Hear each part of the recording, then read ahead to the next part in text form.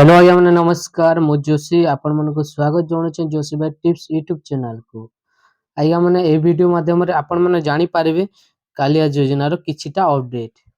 तो आज्ञा मैंने आ गोटे दिन रहिला आपण मैंने कालिया योजनार आवेदन करि पारबे जोटा नूतन आवेदन किंबा आपण मैंने अभियोग करि पारबे जदि आपणकर किछिटा टंका पड़ी नाही किंबा पेंडिंग हो जायछि कि फेल्ड हो जायछि आपण मैंने ताहाकू पुणी थरे आवेदन करि पारबे जोटा कि संशोधन करि पारिबे।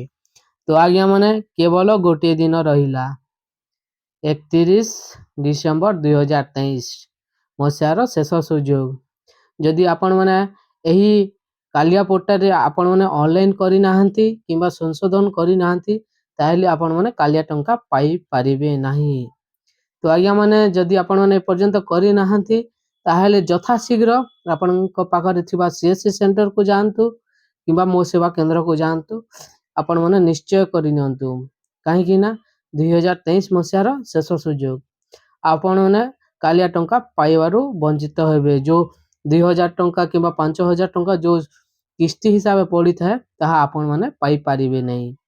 तो आज्ञा माने आपण मन को देखे दोछि देखंतु ऑनलाइन माध्यम रे नूतन अभियोग जोटा कि आवेदन अभियोग प्रक्रिया 3 तारीख 10 मास 2023 रु 31/12/2023 पर्यंत चालू रही अछि। तो आज्ञा माने परवर्ती कालिया सहायता राशि आधार नंबर सह संयोग थिबा बैंक अकाउंट रे प्रदान करा जीवो। तेणु आपण निजर बैंक अकाउंट सह आधार संयोग करंतु। तो आज्ञा माने आपण माने 31/12/2023 पर्यंत आवेदन करि पारिबे। आ आपनकर जो बैंक अकाउंट रे आधार सीडिंग आधार लिंकेज जोटा थाए से अकाउंट को आपनको कालिया टंकाटा पड़िबो।